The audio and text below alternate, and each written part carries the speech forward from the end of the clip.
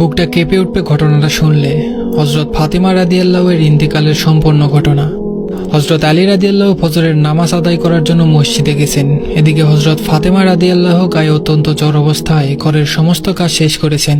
আলী রাদিয়াল্লাহু মসজিদ থেকে এসে দেখেন ফাতেমা রাদিয়াল্লাহু কাঁদছেন। আলী রাদিয়াল্লাহু প্রশ্ন করলেন, ও ফাতেমা, তুমি কাঁদো কেন? ফাতেমা রাদিয়াল্লাহু কোনো উত্তর দিলেন না। ফাতেমা রাদিয়াল্লাহু আরো জোরে জোরে কাঁদতে লাগলেন। আলী রাদিয়াল্লাহু কয়েকবার প্রশ্ন করার পর ফাতেমা রাদিয়াল্লাহু কাঁদতে কাঁদতে বললেন, ও আলী, আমি স্বপ্নের মধ্যে দেখেছি আমার আব্বাজান হযরত মুহাম্মদ সাল্লাল্লাহু আলাইহি ওয়াসাল্লাম আমার ঘরের মধ্যে ঢুকে কি যেন তালাশ করতেছেন। ঘর থেকে বাইর হয়ে যাওয়ার সময় আমি পিছন দিক থেকে ডাক দেই, ও আমার আব্বাজান, আপনি কি তালাশ করছেন? আব্বাজান মুহাম্মদ সাল্লাল্লাহু আলাইহি ওয়াসাল্লাম বলতেছেন, ও আমার ফাতেমা, আমি তোমাকেই তালাশ করতেছি, তোমাকে নিয়ে যাওয়ার জন্য। আরো বললেন, ও আমার ফাতেমা, আজকে তুমি রোজা রাখবা, সেহরি করবা আলীর দস্তরখানায়, আর ইফতার করবা আমি আব্বাজানের দস্তরখানায়। আলী রাদিয়াল্লাহু এই স্বপ্ন শোনার পর দুজনের আর বুঝতে বাকি রইল না যে ফাতেমা রাদিয়াল্লাহু আজকে ইন্তেকাল করবেন। দুজন আরো জোরে জোরে কাঁদতে লাগলেন। এই সময়ের মধ্যে হযরত হাসান হোসাইন রাদিয়াল্লাহু এসে জিজ্ঞেস করতেছেন, ও আব্বাজান, ও আম্মাজান, আপনারা দুজনে কাঁদছেন কেন? ফাতেমা রাদিয়াল্লাহু এর একটা অভ্যাস ছিল, যখন হোসাইন রাদিয়াল্লাহু কোনো কাজে বিরক্ত করতেন তখন দুজনকে নানাজানের কবরের কাছে যেতে বলতেন। আজও ফাতেমা রাদিয়াল্লাহু বললেন, তোমরা দুই ভাই এখন নানার কবরে চলে যাও। কবরের নিকট যাওয়ার সাথে সাথে কবর থেকে আওয়াজ আসলো, ও আমার আদরের নাতিরা, এই মুহূর্তে তোমরা আমার কাছে কেন এসেছ? আমার কাছে তো সব সময় আসতে পারবে, এখন যাও, যে তোমার মায়ের চেহারার দিকে তাকিয়ে থাকো, আজকের পর তোমাদের মাকে আর পাবে না। এই কথা শোনার পর দুই ভাই কাঁদতেছে আর দৌড়াতে দৌড়াতে আম্মার নিকট চলে গেলেন। এসে আম্মাকে বললেন যে তোমরা দুজনে কেন কাঁদছো আমরা বুঝতে পেরেছি, নানাজান আমাদের সবকিছু বলে দিয়েছেন, আজকের দিনটা তোমার জন্য শেষ দিন। নানাজান তোমার চেহারার দিকে তাকিয়ে থাকার জন্য আমাদেরকে বলেছেন। বিকালের দিকে হযরত ফাতেমা রাদিয়াল্লাহু এর শরীর বেশ খারাপ হলো। ফাতেমা রাদিয়াল্লাহু মৃত্যুর পূর্বক্ষণে আলী রাদিয়াল্লাহুকে তিনটা কথা বললেন।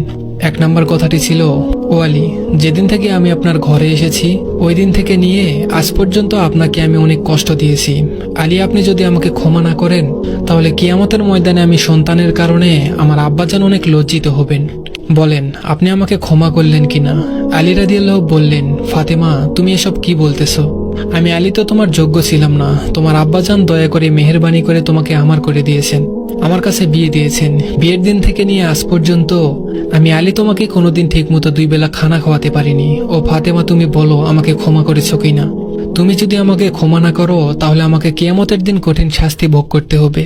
ফাতেমা রাদিয়াল্লাহুর দ্বিতীয় কথা ছিল, ও আলী, আপনার সাথে আমার দ্বিতীয় কথা হলো, আমি মারা যাওয়ার পরে আপনি বিয়ে করে নেবেন দুনিয়ার যে কোনো মহিলাকে আপনার পছন্দ মতো। আপনাকে আমি অনুমতি দিলাম, আর আমার বাচ্চা দুটোকে সপ্তাহে একদিন আপনার কোলের মধ্যে করে নিয়ে ঘুমাবেন। ফাতেমা রাদিয়াল্লাহুর তৃতীয় কথা ছিল, ও আলী, আপনার সাথে আমার তৃতীয় কথা হলো, হাসান হোসাইন যখন বালেগ হবে তখন দুনু ভাইকে আল্লাহর রাস্তায় সোপর্দ করে দিবেন এবং আমাকে রাতের বেলায় দাফন করবেন। হযরত আলী রাদিয়াল্লাহু বললেন, তুমি নবীর মেয়ে, আমি সবখানে খবর দিয়ে তোমাকে দাফন করব, এতে সমস্যা কি? হযরত ফাতেমা রাদিয়াল্লাহু বললেন, আমার কাফনের কাপড়ের উপর দিয়ে সবাই অনুমান করবে যে নবীর মেয়ে কতটুকু লম্বা ছিল, এতে আমার পর্দা ভঙ্গ হবে। হযরত ফাতেমা রাদিয়াল্লাহু এর ইন্তেকালের পর তার লাশের খাটিয়া বহন করার জন্য মানুষ ছিল মাত্র 3 জন, হযরত আলী রাদিয়াল্লাহু তাআলা এবং শিশু হাসান ও হুসাইন রাদিয়াল্লাহু। হযরত আলী রাদিয়াল্লাহু ভেবেছিলেন যে খাটিয়া বহন করার জন্য মানুষ আরো একজন প্রয়োজন, তবেই 4 কোণায় 4 জন কাঁধে নিতে পারবেন। এমন সময় হযরত আবু যর গিফারি রাদিয়াল্লাহু এলেন এবং খাটিয়ার এক কোণা বহন করলেন। হযরত আলী রাদিয়াল্লাহু তখন প্রশ্ন করলেন, ও আবু যর, আমি তো কাউকে বলিনি, আপনি জানলেন কিভাবে? হযরত আবু যর গিফারি রাদিয়াল্লাহু বললেন, আমি আল্লাহর রাসূলকে স্বপ্ন দেখেছি, তিনি বললেন, হে আবু যর, আমার ফাতেমার লাশ বহন করার জন্য লোকের অভাব, তুমি তাড়াতাড়ি চলে যাও। ও আলী, আমাকে তো হুজুরে আকরাম সাল্লাল্লাহু আলাইহি ওয়াসাল্লাম আসতে বলেছেন। হযরত ফাতেমা রাদিয়াল্লাহুকে যখন কবরে নামাচ্ছেন তখন হযরত আবু যর গিফারি রাদিয়াল্লাহু কবরের কাছে গিয়ে কবরকে উদ্দেশ্য করে বললেন, হে কবর, তুমি কি জানো আজ তোমার মধ্যে কাকে রাখছি? এটা জান্নাতের সকল মহিলাদের সর্দার।